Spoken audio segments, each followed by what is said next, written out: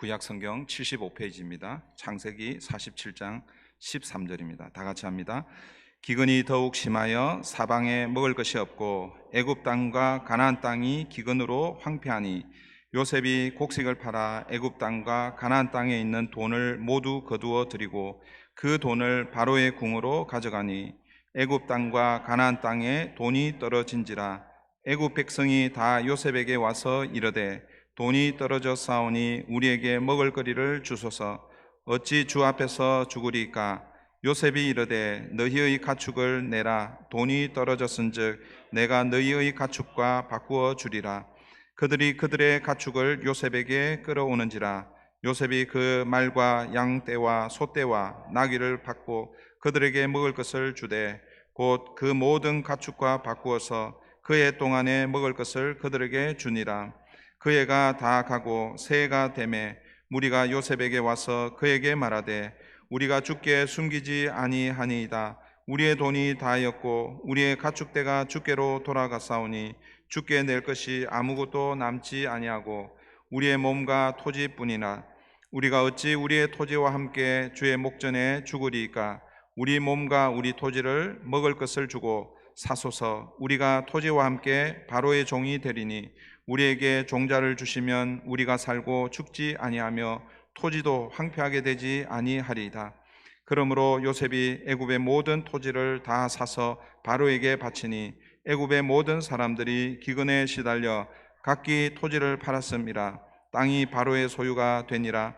요셉이 애굽 땅 이 끝에서 저 끝까지의 백성을 성읍들에 옮겼으나 제사장들의 토지는 사지 아니하였으니 제사장들은 바로에게서 녹을 받음이라. 바로가 주는 녹을 먹음으로 그들이 토지를 팔지 않음이었더라. 요셉이 백성에게 이르되 오늘 내가 바로를 위하여 너희 몸과 너희 토지를 샀노라.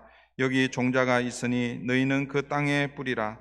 추수의 5분의 1을 바로에게 상납하고 5분의 4는 너희가 가져서 토지의 종자로도 삼고 너희의 양식으로도 삼고 너희 가족과 어린 아이의 양식으로도 삼으라. 그들이 이르되 주께서 우리를 살리셨사오니 우리가 주께 은혜를 입고 바로의 종이 되겠나이다. 요셉이 애굽 토지법을 세우매 그 5분의 1이 바로에게 상납되나 제사장의 토지는 바로의 소유가 되지 아니하여 오늘날까지 이러니라. 아멘. 오늘은 요셉의 통치라는 제목으로 하나님의 말씀을 함께 나누겠습니다. 우리는 지난주에 야곱과 그의 가족들이 고센 땅에 정착하는 과정에 대해서 살펴보았습니다. 그리고 그 정착하는 과정 중에 세 번의 만남을 우리 함께 살펴보았는데, 여러분 마지막 만남 바로와 야곱의 만남을 여러분 다시 좀 기억하시기를 바랍니다. 야곱과 바로의 만남의 핵심이 무엇이었습니까? 야곱이 바로를 축복하는 그런 내용입니다. 여러분 지난주에도 말씀드렸지만 축복은 누가 누구에게 하는 것이라고 말씀드렸습니까? 높은 지위에 있는 사람이 낮은 지위에 있는 사람, 그리고 또 그 어른이 그러니까 높은 사람이 아래 사람에게, 나이가 많은 사람이 아래 사람에게 그렇게 하는 것이 축복이라고 그렇게 말씀을 드렸습니다. 그래서 세상적인 그런 관점에서 볼 때 바로가 야곱과 그의 가족들을 축복하는 것이 맞습니다. 그러나 성경은 오히려 야곱이 바로를 만나자마자 축복을 하였고, 그리고 몇 마디 대화를 나누고 떠나오면서 또 어떻게 했습니까? 축복을 하는 것을 성경이 우리에게 보여주고 있습니다. 이것은 하나님의 백성인 이 성도가 이 땅을 살 때 어떤 삶의 자세로 살아야 하는지 우리에게 보여준다, 그렇게 말씀을 드렸습니다. 그런 차원에서 여러분 지난 한 주간 어떻게 사셨습니까? 세상을 축복하는 자로 사셨습니까? 아니면 오히려 세상에 치여서 이리 치이고 저리 치이고 오히려 그렇게 사셨습니까? 어떻게 사셨습니까? 네, 잘 살았습니까? 네, 대답은 안 하셔도 됩니다. 혹시 목장 모임할 때 한번 지난주 개인적으로 나 너무 잘 살았다 이런 분들이 있으면 목장 모임 그 내용이 아니라 할지라도 좀 나누면 은혜가 될 줄 믿습니다. 여러분 기억하십시다. 우리는 세상을 축복하는 자로 살아야 합니다. 그런데 어떻게 세상을 축복할 수 있습니까? 지난주에 무엇으로 세상을 축복해야 한다고 말씀을 드렸습니까? 복음으로 세상을 축복해야 한다고 말씀을 드렸습니다. 우리는 생명을 살리는 복음, 천국 열쇠를 가진 자들입니다. 여러분, 우리가 세상을 축복하지 않으면요, 세상은 그 하나님의 비밀을 알 길이 없습니다. 그래서 제가 여러 번 말씀드렸죠. 구원은 교회 밖에는 구원이 없다. 이걸 우리 교회 밖에 다른 사람들은 구원을 못 받는데 이런 의미가 아닙니다. 교회가 뭐예요? 천국 복음, 그 복음의 비밀을 가지고 있고 그 교회가 복음을 나눌 때에 세상에 소망이 된다라는 그런 의미입니다. 사랑하는 성도 여러분, 세상을 축복하며 사는 저와 여러분 되시기를 바랍니다. 여러분, 오늘 본문은 야곱이 바로를 축복하고 난 이후에 이제 어떻게 보면 이 7년 기근을 통과하는 그 과정에서 물론 그 7년이라는 세월은 엄청 긴 세월이잖아요, 그죠? 그리고 야곱과 그의 가족들이 기근 2년이 지나고 어쩌면 3년 차 때 애굽을 방문하게 되었습니다. 그래도 아직 몇 년이 더 남아 있는 거예요. 적어도 4년에서 5년 이상은 남아 있는 그 기근의 기간이 있습니다. 그런데 그 기근의 기간을 요셉이 어떻게 통과하고 있는지 오늘 보면 아주 짧게 우리에게 가르쳐 주고 있지만 기록은 짧지만 그 기근, 남아있는 5년의 기근을 통과하는 그런 모습을 보여주고 있고, 결국 이 모습은 우리가 지난주에 살펴보았던 야곱이 바로를 축복하는 그 모습을 어떻게 보면 구체적으로 이 요셉의 정치 혹은 요셉의 통치를 통해서 드러내고 있다라는 것입니다. 무슨 얘기냐면, 여러분, 하나님께서 이스라엘 백성들을 구별하여 세우신 것은 이스라엘이 제사장 나라로서 세상을 하나님을 소개하고 연결하는 복의 통로의 역할을 감당하는데, 그것이 오늘 요셉을 통해서 이루어지고 있다라는 그런 의미입니다. 즉, 요셉의 통치를 통해서 애국과 주변 나라가 실제적으로 기근에서 구원받는 그런 모습, 결국 뭐예요? 하나님의 백성을 통해 세상이 복을 받고 있는 모습이 오늘 본문의 모습이다라는 것입니다. 13절부터 우리 함께 살펴보겠습니다. 13절입니다. 기근이 더욱 심하여 사방에 먹을 것이 없고 애굽 땅과 가나안 땅이 기근으로 황폐하니, 기근이 더욱 심해졌다라고 말씀하고 있습니다. 그러니까 여러분, 기근 1년 차보다는 2년 차가, 2년 차보다는 3년 차, 4년 차가 더 심한 그런 기근을 경험하게 되겠죠. 근데 오늘 본문에서 보면 애굽 땅과 가나안 땅이 기근으로 황폐했다라고 이렇게 표현하고 있습니다. 여기서 이 땅이 기근으로 황폐했다라는 이 말의 원어적 의미는요, 땅이 기근으로 실신했다라는 그런 의미입니다. 좀 이상하게 들리죠. 땅이 어떻게 실신할 수 있겠습니까? 그런데 이 땅이 실신했다라는 것은 결국 뭐예요? 기근으로 먹을 양식이 없어서 그 땅의 사람들이 사실은 실신하고 쓰러지고 죽어간다라는 이런 뜻으로 우리가 해석할 수 있습니다. 그 기근이 얼마나 심한지를 간접적으로 이렇게 표현하고 있다라는 것이죠. 그래서 요셉이 어떻게 합니까? 그들을 살리기 위해서 돈을 받고 양식을 팔고 있습니다. 14절 15절입니다.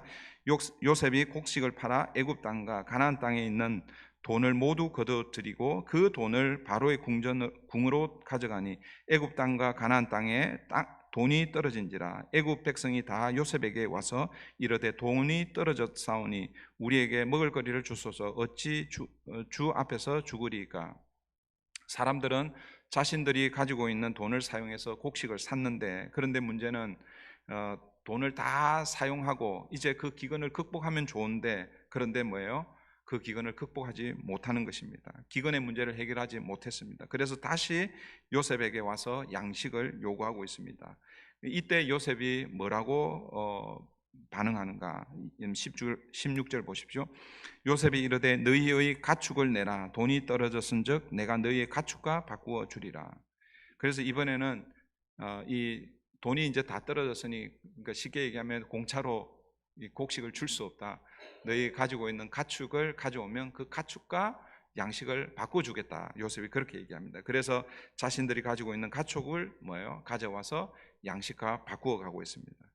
17절 보십시오. 그들이 그들의 가축을 요셉에게 끌어오는지라 요셉이 그 말과 그 양떼와 소떼와 나귀를 받고 그들에게 먹을 것을 주되 곧 그 모든 가축과 바꾸어서 그 해 동안에 먹을 것을 그들에게 주니라. 그 해 동안 먹을 것을 그들에게 주었습니다. 그러니까 그 해 동안은 뭐예요? 이 가축들과 바꾼 그 양식으로 버틸 수 있었다라는 그런 의미죠. 그런데 문제는 뭐예요? 그때뿐이라는 것이죠. 그래서 마지막으로 백성들이 요셉에게 와서 요청합니다. 18절 19절입니다.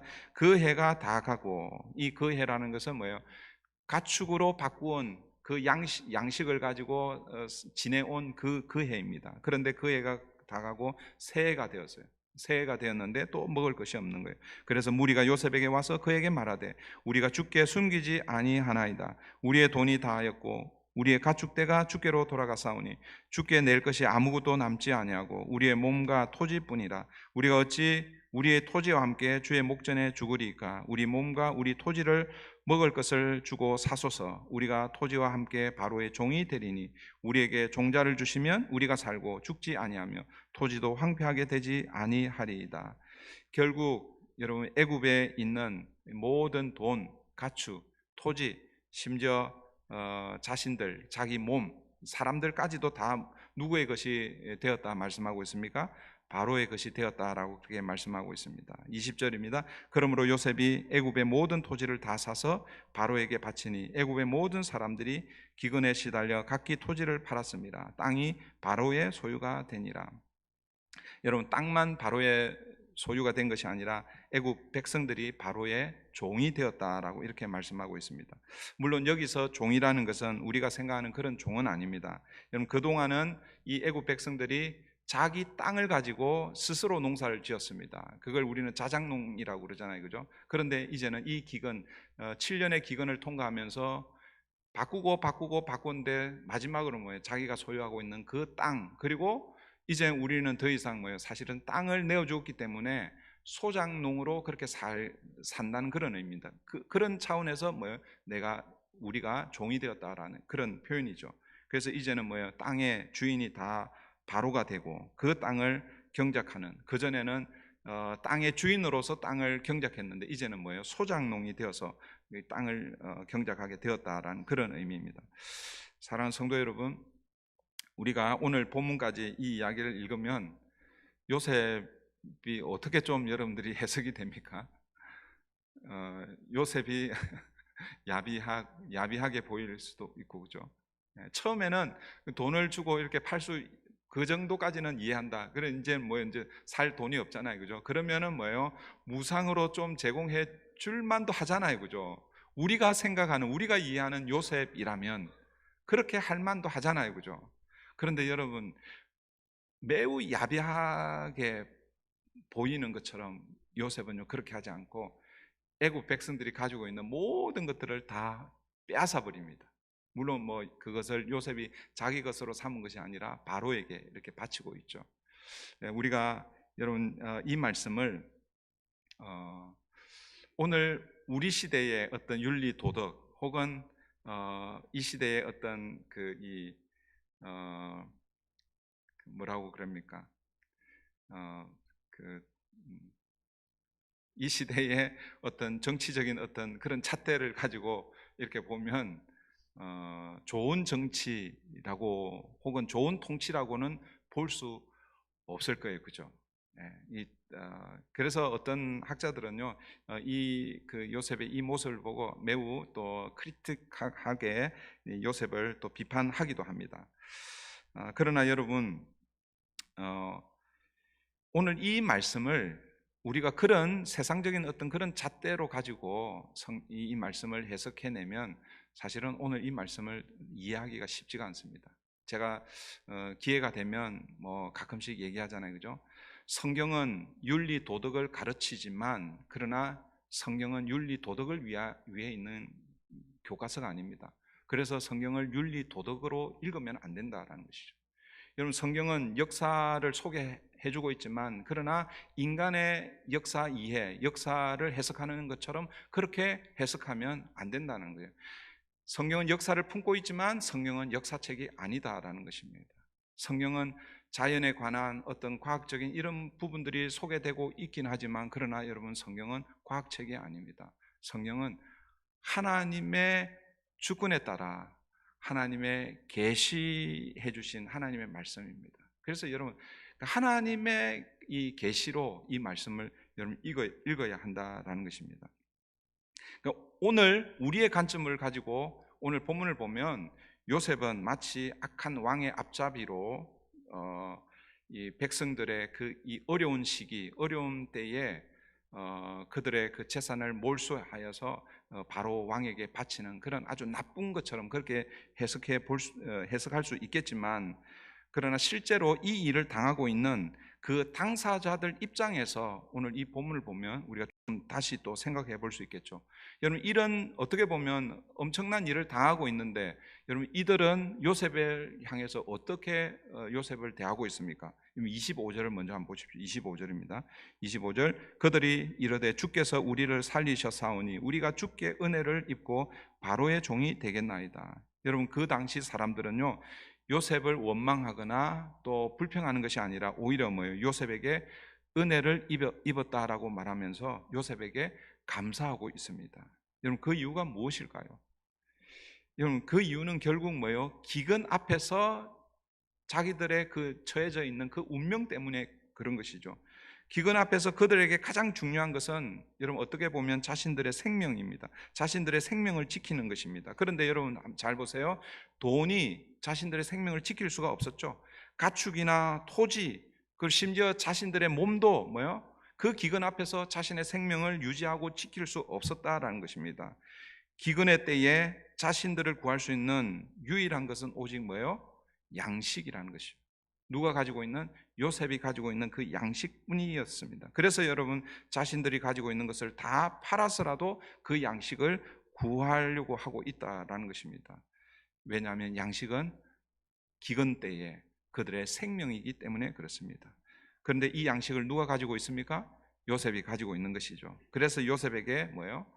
돈을 주기도 하고 가축을, 그리고 또 토지를, 그리고 심지어는 자기들을 뭐예요? 바로의 종으로 삼아도 괜찮다라고 그렇게 말하고, 그리고 뭐 오히려 그 요셉에게 은혜를 입었습니다. 감사합니다라고 이렇게 얘기하고 있는 거예요. 그런 마음으로 다시 25절 보십시오. 그들이 이르되 주께서 우리를 살리셨사오니. 여러분, 주께서 여기 이 주는 요셉을 가리키는 거예요. 요셉을 향해서 당신이 우리를 뭐예요? 살렸다라는 거예요. 기근 앞에서 우리를 살렸다는 거예요. 그래서 우리가 주께 은혜를 입고 바로의 종이 되겠나이다. 여러분, 결국 이렇게 해서 애굽에 있는 모든 돈과 가축, 그리고 토지, 사람들까지도 바로의 것이 되었습니다.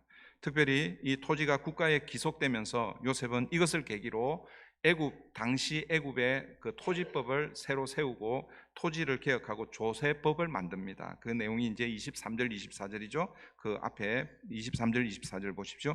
요셉이 백성에게 이르되 오늘 내가 바로를 위하여 너희 몸과 너희 토지를 샀노라. 여기 종자가 있으니 너희는 그 땅에 뿌리라. 추수의 5분의 1을 바로에게 상납하고 5분의 4는 너희가 가져서 토지의 종자로도 삼고 너희의 양식으로도 삼고 너희 가족과 어린 아이의 양식으로도 삼으라. 토지를 국유화한 다음, 바로에게 다 기속시킨 다음 요셉이 취한 정책이 매우 중요합니다. 뭐 이런 내용을 구체적으로 소개하고 있지는 않지만 다시 그 토지를 다 국가의 땅으로 기속하고, 그리고 21절에서는 그 백성들도 다시 재배치합니다. 21절 한번 보십시오. 요셉이 애굽 땅 21절 맞죠? 네. 요셉이 애굽 땅 이 끝에서 저 끝까지의 백성을 성읍들에 옮겼으나, 그러니까 그 당시에 백성들이 흩어져 있는데 이 백성들도 다시 뭐예요? 그 헤쳐 모여 하듯이 그렇게 하는 거예요. 왜 그렇게 했겠어요? 이제 땅을 다시 나누어 주기 위해서라는 것이죠. 왜냐하면 이 땅이 다 나라에 귀속이 되었기 때문에. 그래서 다시 뭐예요? 토지를 나누어 주어서 농사를 짓게 하고, 그리고 그 추수한 것의 5분의 1을 세금으로 내게 하는 것이죠. 5분의 1이면 뭐예요? 20%잖아요. 20%. 오늘 우리로 얘기하면 10의 2조입니다. 10의 2조. 여러분, 10의 2조 하기 쉬워요? 어려워요? 쉽지 않죠. 11조 10의 1조 하는 것도 쉽지는 않은데, 여러분, 추수한 거기에 5분의 1, 20%를 세금으로 내게 합니다. 그리고 나머지 5분의 4를 자신들이 가지게 했습니다. 여러분, 이것 자체로만 보면 좀 억울한 그런 면이 있지 않을까 이렇게 생각할 수 있습니다. 5분의 1을 세금으로 내는 거 좀 과하다 그렇게 보이지만, 그러나 여러분, 이 당시에 5분의 1에 해당되는 이 세금은요, 우리가 창세기 41장을 다시 이렇게 잠깐 보겠는데, 원래 이 창세기 41장은 풍년의 때입니다. 7년 풍년 기간 동안에 그 바로가 세금으로 얼마를 거둬들인 줄 아십니까? 5분의 1을 거둬들였어요. 그러니까 이 5분의 1이라는 이 세금은 그 당시에 통용되는 그런 세금이었다라는 것이죠. 창세기 41장 34절 35절입니다. 바로께서는 또 이같이 행하사 나라 안에 감독관들을 두어 그 7해 풍년에 애굽 땅의 5분의 1을 거두되 그들로 장차 올 풍년의 모든 곡물을 거두고 그 곡물을 바로의 손에 돌려 양식을 위하여 각 성읍에 쌓아두게 하소서. 그러니까 뭐예요? 이거 풍년의 때에, 평화로운 때에도, 그때도 뭐예요? 세금으로 얼마를 냈다는 거예요? 5분의 1을 냈다라는 거예요. 그런데 이때는 어떤 때입니까? 자신들이 스스로 자기의 땅에서 스스로 농사하던 그 땅입니다. 그러니까 자기 땅에서 농사를 했는데 그 땅의 5분의 1을 세금으로 내는 거예요. 그런데 지금은 그 땅이 어떻게 됩니까? 7년 기근을 통과하면서 땅이 다 뭐예요? 나라의 귀속이 되었습니다. 그래서 이제는 그 땅 주인이 자기가 아니라 뭐예요? 나라의 땅이 되었고, 이제는 뭐예요? 자작농이 아니라 소작농으로 농사를 지어야 합니다. 여러분, 당시 이 자작농은 나라의 5분의 1 세금을 내면 되지만, 소작인은요 나라의 5분의 1 내야 되고, 그리고 땅 주인에게 또 뭐예요? 또 내야 되는 거예요. 그 추수의 50%를 내는 거예요. 그러니까 여러분, 나라의 세금도 내고 또 땅 주인에게 또 뭐예요? 50% 이상을 내고, 그리고 또 악질, 또 뭐 소장 그 주인을 만나면 그 기록에 의하면 80%를 그 주인에게 이렇게 소장료를 냈다는 거예요. 그 당시의 상황을 이렇게 비교해 보면, 여러분, 소장임에도 불구하고 5분의 1을 내는 것은 매우 뭐예요? 합리적이다라고 하기보다는 오히려 엄청난 혜택을 그렇게 받았다라고 이렇게 우리가 할 수 있습니다. 그리고 여러분, 이것을 요셉은 변경하지 못하도록 이제 애굽의 국법으로 제정하여서 그것을 공표하고 있죠. 공포하고 있습니다. 그게 26절이죠. 26절 보십시오. 요셉이 애굽 토지법을 세우매 그 5분의 1이 바로에게 상납되나 제사장의 토지는 바로의 소유가 되지 아니하여 오늘날까지 이러니라. 그러니까 요셉이 애굽의 토지법을 딱 제정해서 이제 국민들이 거두어들인 그 소출의 5분의 1만 세금으로 내고 5분의 4는 뭐예요? 그 농사 지은 사람들이 다 가질 수 있도록 그렇게 법으로 이렇게 만들고 있습니다. 오늘 본문이 이제 여기까지입니다. 그리고 뭐예요? 7년 풍년과 7년 흉년의 스토리는 이제 사실은 어떻게 보면 끝이 납니다. 끝이 나는데 이제 오늘 본문을 통해서 우리가 좀 생각해야 될 것 한 두 가지 정도를 좀 생각하려고 그러는데요.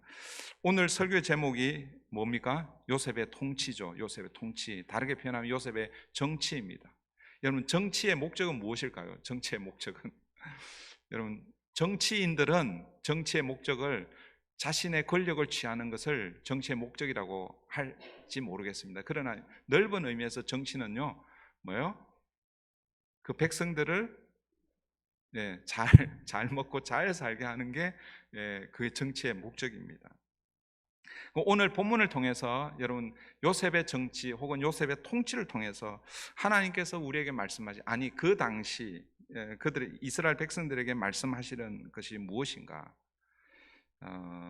저는 이 요셉이 가지고 있는 그 양식, 다르게 표현하면 요셉이 정치를 통해서, 통치 행위를 통해서 나누어주는 이 양식을 통해서 기근으로 죽어가는 사람들을 살려내는 이야기, 이게 뭐예요?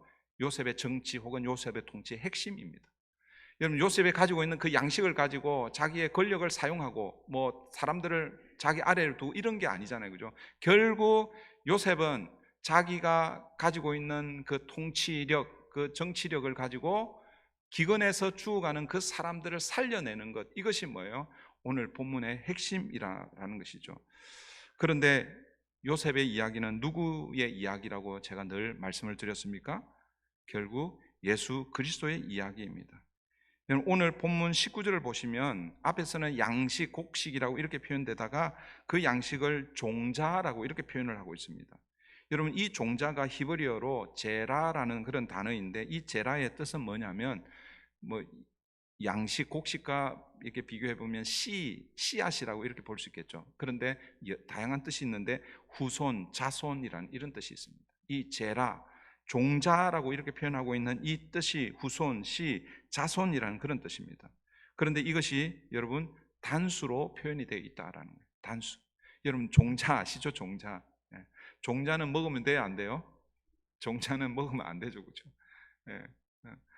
굶어 죽어도 뭐 이렇게 표현해서 죄송한데, 뭐 먹을 것이 아무리 없어도 이 종자는 뭐예요? 이게 잘 세이브를 해둬야 돼요. 그래야 다음에 봄이 되고 씨앗을 뿌릴 때 그때 그 종자를 통해서 뭐예요? 더 많은 열매를 얻기 위함이잖아요, 그죠?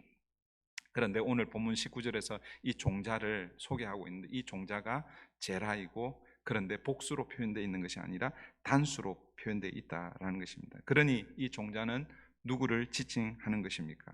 바로 예수 그리스도를 지칭하는 것이죠.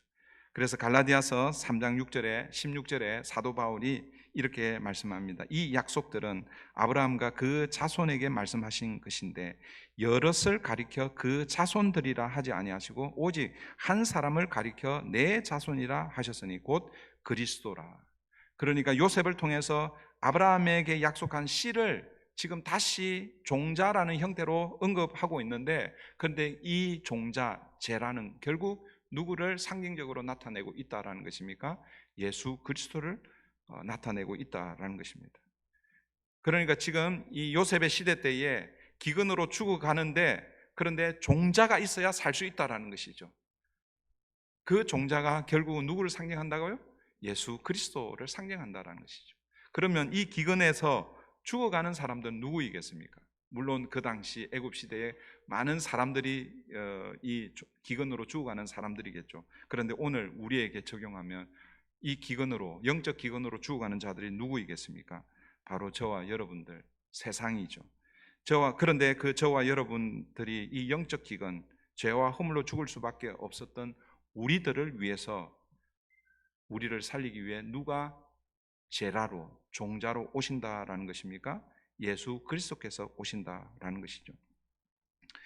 예수 그리스도께서 영적 양식으로, 그래서 여러분 요한복음 6장 제가 여러분 말씀드렸죠. 오병이어 사건, 마태, 마가, 누가복음은 그 사건 자체만을 기록하고 있지만 여러분 요한복음 6장은요 그 오병이어가 영적인 어떤 의미가 있는지를 아주 길게 자세하게 소개하고 있습니다. 제가 뭐 체크는 해보지는 않았지만 아마 요한복음이 21장인데 그 중에서 가장 긴 장이 아마 요한복음 6장이 아닐까. 맞는지 안 맞는지 모르겠는데 하여튼 한번 체크해 보세요. 6장이요 다른 장보다도 길게 나와 있습니다. 결국 오병이어, 예수님께서 그 오병이어로 5천 명을 먹이시고 그 여인들, 아이들까지 표현하면 그 10,000명 이상을 먹인 그 사건, 그런데 그 사건 때문에 사람들이 와, 주님 그 예수라는 청년을 따라다니면 우리 먹고 사는 데는 문제 없을 것 같다. 그렇게 해서 뭐 예수를 왕 삼으려고 그렇게 예수님을 따릅니다. 그런데 예수님이 피하시죠. 그리고 예수님 자신이 내가 하늘 양식, 영적 양식으로 내가 너희에 왔고 내 몸이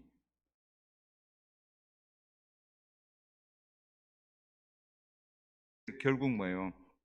예수님께서 우리의 영적 양식이 된다라는 것을 어떤 의미에서는 이 요셉의 스토리를 통해서 우리에게 미리 말씀해 주고 있다라는 것입니다. 그래서 19절 여러분 하반절 다시 한번 보십시오. 19절 하반절 우리에게, 거기서 이 우리에게라는 것은 이 애굽 백성들이 요셉에게 요청하는 것이거든요. 우리에게 종자를 주시면 우리가 살고 죽지 아니하며 토지도 황폐하게 되지 아니하리이다. 우리에게 종자를 주시면 우리가 살고 우리가 죽지 않겠습니다라는 이런 고백이죠. 여러분 오늘 저와 여러분이 이런 고백을 해야 되는 거예요. 우리에게 뭐가 있으면 종자가 있으면, 제라가 있으면 그 제라가 누구시라고요? 예수 그리스도. 우리에게 예수 그리스도, 생명을 살리는 복음 대신 예수 그리스도가 계시면 우리는 죽지 아니하고 우리가 황폐되지 아니할 것입니다. 사랑하는 성도 여러분, 이 고백이 저와 여러분 고백되면 좋겠습니다. 그런데 삶은 녹록지 않죠, 그죠? 예, 돈이 없으면 살기가 참 힘들고, 직장이 없으면 앞으로 살아갈 것이 막막하고, 뭐 여러 가지 어려운 게 한두 가지가 아닙니다. 그러나 여러분, 우리는 비록 돈이 없어도, 직장이 없어도, 살 날이 막막하게 보여도 사실은 뭐요? 우리에게는 누가 없으면, 예수가 없으면 우리는 살 수 없습니다. 그렇게 고백해야 한다는 것입니다. 그래서 이걸 또 다르게 표현하면, 예수만 있으면, 주님만 있으면, 돈이 조금 없어도, 직장이 어려워도, 삶이 빡빡해도 뭐예요? 죽지 않을 것입니다. 살아갈 수 있습니다. 이 고백이 저와 여러분 고백이 되기를 바랍니다. 마지막으로 한 가지만 더 생각할 것은, 요셉이 모든 토지를 다 이제 사들였잖아요, 그죠? 그런데 누구의 토지는 사지 않았습니까? 제사장의 토지는 사지 않았습니다. 제가 어제 저녁에 이것 때문에 고민을 많이 했습니다. 이게 주석이나 뭐 이런 참고를 해봐도 별로 뭐 그 신통한 그런 해석이 없어요. 그 지금 이 기근을 극복하고 해가는 이 과정에서 물론 이제 제사장의 토지와 관련이, 제사장들도 토지를 가지고 있기 때문에 관련이 있다라고 생각할 수 있겠지만, 이 말씀을 기록을 안 해도 되잖아요, 그죠? 그냥 제사장 얘기는 빼고 그냥 애굽의 백성들이 다 토지를 다 요셉에게 팔고, 요셉은 그것을 뭐요? 바로 왕에게 기속시켰다, 이렇게 해도 되는데, 굳이 여러분 22절 그리고 또 마지막 절에서 제사장의 토지를 언급하고 있습니다. 22절 보십시오. 제사장들의 토지는 사지 아니하였으니 제사장들은 바로에게서 녹을 받음이라. 바로가 주는 녹을 먹음으로 그들이 토지를 팔지 않음이었더라. 제사장들의 토지를 요셉이 사지 않은 이유는 바로가 주는 녹을 먹었기 때문이다라고 이렇게 이유를 설명하고 하면서, 그러니까 뭐예요? 제사장들은 그들이 소유하고 있는 토지를 팔 이유가 없었죠, 그죠? 그래서 토지를 팔지 않았다라고 이렇게 설명하고 있습니다. 근데 이 녹이라는 것은 어떻게 보면 오늘 우리로 얘기하면 공무원들이 받는 그 나라의 국가에서 주는 그런 어떤 녹이죠, 그죠? 녹봉이라고 그렇게 얘기하는데, 근데 이 녹이라는 이 단어가 히브리어로 뭐냐면요, 호크예요, 호크. 혹시 우리 이제 주석 책 중에서 혹시 호크마라는 주석 들어보신 적 있습니까? 호크마라는 주석이 있고, 또 뭐 그랜드 주석이 있고, 뭐 주석이 또 다양하게 많이 있습니다. 근데 호크마라는 주석이 있습니다. 이 호크가 뭐냐면 말씀, 계명, 율례, 뭐 율법 이런 뜻입니다. 호크마는 그 호크의 복수형이죠, 복수형. 그러니까 여러분, 지금 이 제사장들은 바로를 통해서 녹을 받는데, 그 녹을 어떤 단어로 쓰고 있냐면 호크라는 단어를 쓰고 있다는 거예요. 사실 여러분, 오늘 본문에 소개되는 이 제사장은요, 우리가 생각하는 그런 제사장들이 아니잖아요, 그죠? 지금 이 시대는 이스라엘로 보면은 아브라함 이제 시대가 지나고 이삭 시대가 지나고 야곱 시대입니다. 야곱 시대에는 아직 뭐예요? 성막도 없고, 그리고 또 하나님께서 모세를 통해서 율법을 주셨는데 그런 율법이나 이런 것들이 없습니다. 그러니까 성막이 없기 때문에 아직 제사장이 없는 거예요, 이스라엘 백성들에게는. 지금 오늘 본문에서 소개되고 있는 이 제사장들은 어떤 의미에서는 애굽의 신들을 섬기는 이방 제사장들을 의미합니다. 그리고 이스라엘에게는 아직 뭐 제사장이라는 직분이 없습니다. 그러면 왜 제사장에 대한 말씀을 갑자기 이렇게 하고 있는 걸까? 이것은 하나님께서 이스라엘 백성들을 애굽에 불러들이신 이유가 무엇인지를 이 제사장을 통해서 보여주기 위함이다라고, 저는 그렇게밖에 해석을 할 수가 없었어요. 혹시 여러분들이 개인적으로 성경을 읽다가 주님께서 여러분들에게 인사이트를 주셔가지고 그 뜻이 이렇게 또 밝게 이렇게 좀 드러나면 저한테 알려주세요.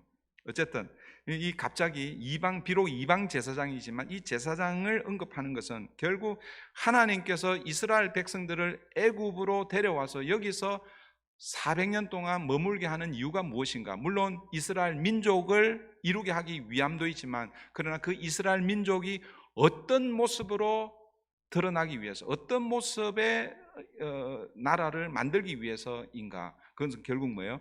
제사장 나라로 삼기 위해서라는 것입니다.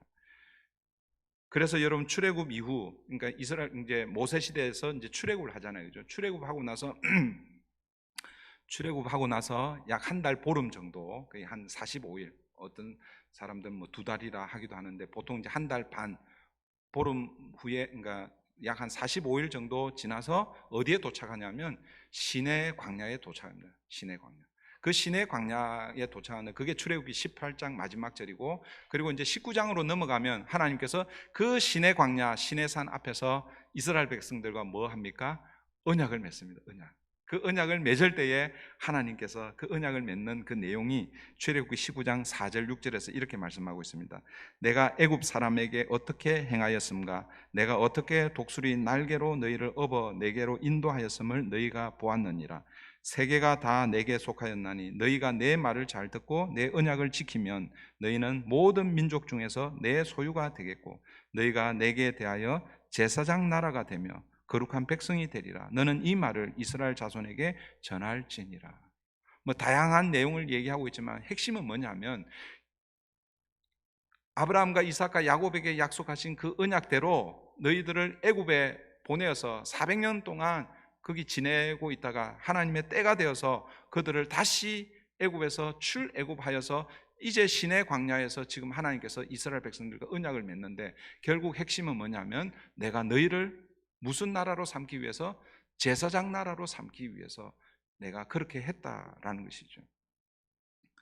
사랑하는 성도 여러분, 이제 이 하나님께서 이스라엘 백성들을 그렇게 불러내어 제사장 나라로 삼은 것처럼, 여러분, 저와 여러분을, 우리를 어디에서, 애국 같은 세상에서 우리를 불러내셔서 하나님의 백성 삼으셨잖아요. 그리고 우리를 어떻게 부르실까요? 하나님의 자녀, 성도, 이렇게 부르는데, 그런데 사도 베드로는 베드로전서 2장 9절, 여러분들이 잘 아는 말씀이죠? 이렇게 부르고 있습니다. 그러나 너희는 택하신 족속이요, 왕 같은 제사장들이요, 거룩한 나라요, 그의 소유가 된 백성이니. 여러분, 이스라엘 백성들을 애굽에서 불러내어서 언약, 이 시내 광야에서 언약을 맺으실 때 했던 그 내용을 그대로 뭐요? 사도 베드로가 인용해서 지금 신약 백성들을 그렇게 부르고 있는 거예요. 무엇을 삼기 위해서?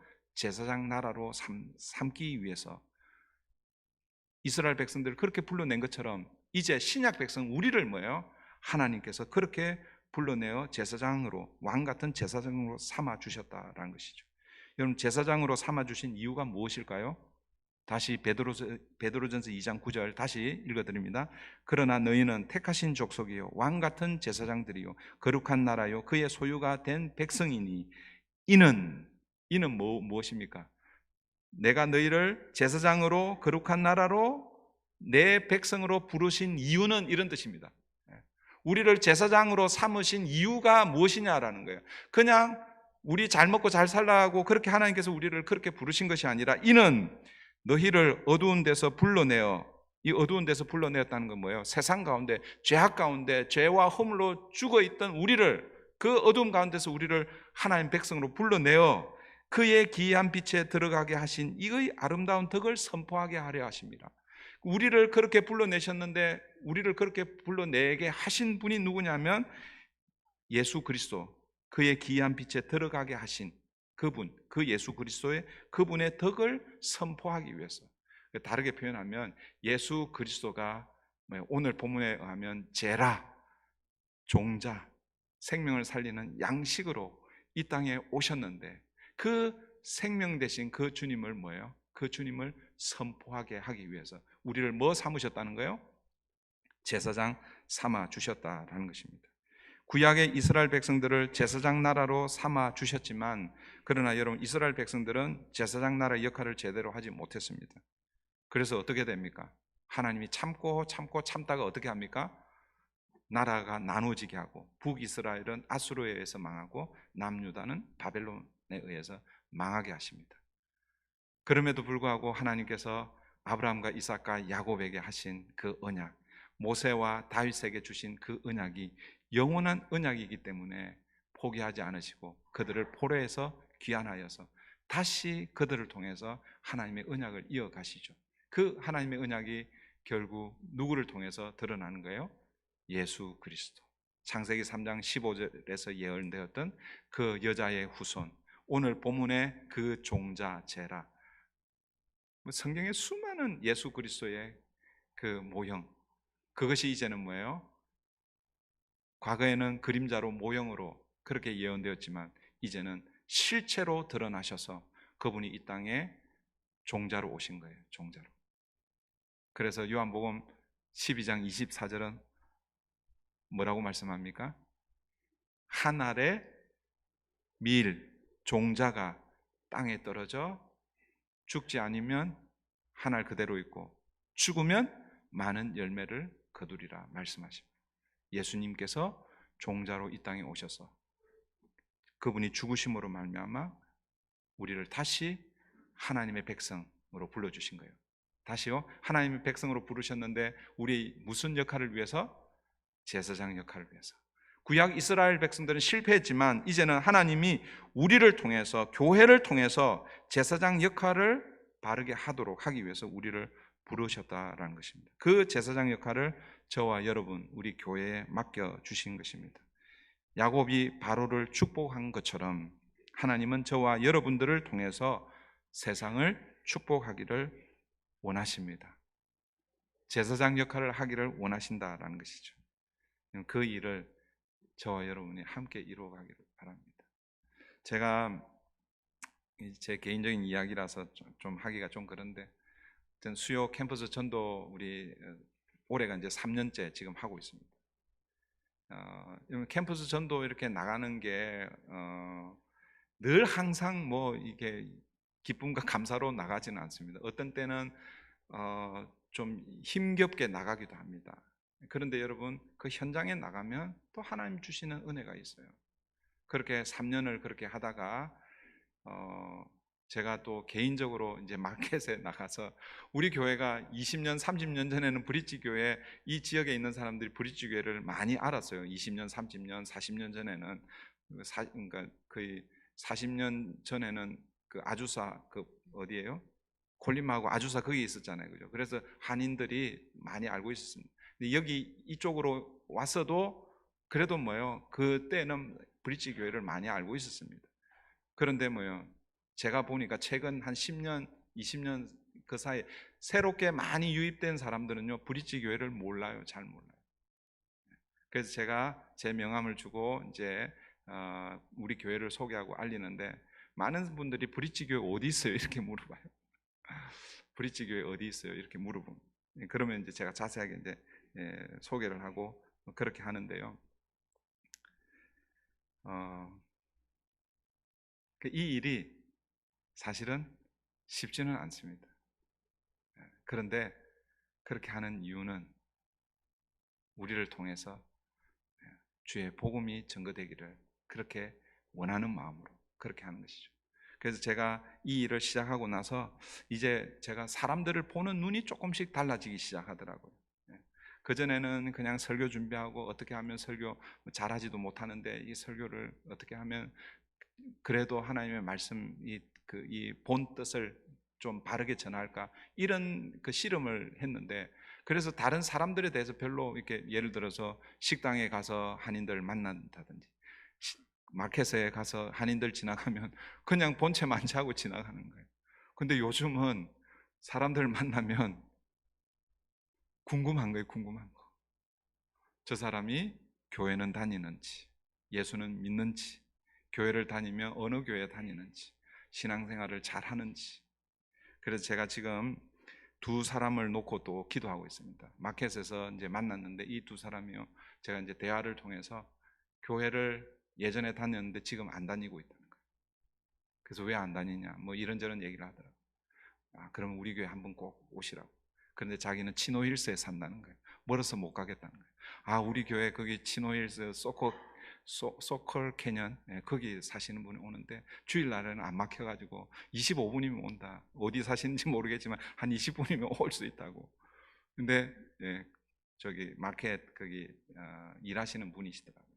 그럼 제가 거기서 계속 하니까, 지나가면서 계속 인사를 하니까 그분이 그냥 지나가다가 한 번은 그냥 씩 웃고 지나가시더라고요. 그래서 제가 속으로 저분은 예수를 믿는 분이구나 그렇게 생각하고, 기회가 되면 제가 한번 대화를 해야지 하고 지나가실 때 제가 붙들어 가지고 그렇게 대화를 하니까, 보니까 교회를 다녔는데 지금 안 다니고 있다라는 거예요. 옛날 같았으면 그분에 대해 전혀 관심을 가지지 않았을 것입니다. 그런데 여러분, 우리의 존재 이유, 하나님께서 우리를 왜 하나님 백성 삼으시고 제사장, 왕 같은 제사장으로 삼으셨는지 그 이유를 알게 되면 이제는 여러분의 시각이 좀 바꿔지기를 바랍니다. 여러분, 많은 분들이, 오래 신앙생활 하신 분들이 내 주변에 예수 믿는 사람들밖에 없어요, 예수 믿지 않는 사람 없어요, 이렇게 말하시는 분들이 많이 계십니다. 저도 그렇습니다. 저도 제 주변에 예수 안 믿는 사람들 거의 많이 없습니다. 그런데 여러분, 곰곰이 생각해 보니까요, 그냥 지나칠 때 그 사람 그냥 궁금하면 그 사람이 예수 믿는지 안 믿는지 확인할 수가 있습니다. 여러분, 사람에 대한 궁금증을 가지시고, 어떤 궁금증? 옛날에는 저 사람이 한국에서 무슨 일을 했고, 학교를 어디 나오고, 재산 정도가 어느 정도고, 그 백그라운드가 어떻게 돼. 그런데 궁금해 했다면 이제는 그 궁금증을 어떻게 해요? 저 사람이 예수를 믿는지 안 믿는지, 교회를 다니는지 안 다니는지, 하나님 백성인지 아닌지, 여기에 궁금증을 가지고 또 대화를 할 수 있으면 스몰 토크를 시작으로 해서 대화를 하게 되면 하나님께서 기회를 주실 것입니다. 그게 결국은 하나님께서 우리를 하나님의 백성, 제사장으로 삼으신 이유입니다. 그 일을 저와 여러분이, 우리 브릿지 교회가 함께 이루어가는 그런 은혜가 있기를 바랍니다. 기도하겠습니다. 좋으신 하나님, 요셉을 애굽의 총리로 세우시고 7년의 풍년과 그리고 7년의 흉년을 통해서 결국 하나님이 하시는 일은 기근 앞에 죽어가는 영혼들을 살려내는 것이었습니다. 이것은 요셉의 이야기가 아니라 바로 예수 그리스도의 이야기입니다. 영적 기근 가운데 죄와 허물로 죽어가는 우리들을 살려내기 위해서 예수님께서 영적 종자가 되셔서, 제라가 되셔서, 씨가 되셔서 이 땅에 오셔서 십자가의 죽으심으로, 그 주님의 그 죽으심의 결과로 우리가 살아나는 역사가 되었습니다. 이스라엘 백성들을 출애굽하여 제사장 나라로 삼으신 것처럼 이제 우리를 제사장으로 하나님 세워주셨습니다. 하나님, 오늘 우리의 삶의 자리에서 먼저 하나님의 은혜를 입은 우리가 이제는 그 생명의 복음을, 예수 그리스도를 우리를 통해서 증거하는, 그래서 이제는 그전에는 사람들을 바라볼 때에 그 사람들의 사회적인 배경이나 교육적인 배경, 또 이민 생활의 그 배경들, 그런 배경들이 궁금했다면 이제는 그들의 영적 배경이 궁금해 하도록, 그분들이 예수를 믿는지, 신앙생활을 하고 있는지, 그래서 그들이 주께로 다시 돌아올 수 있도록 하나님 우리를 사용해 주시옵소서. 그래서 하나님의 마음을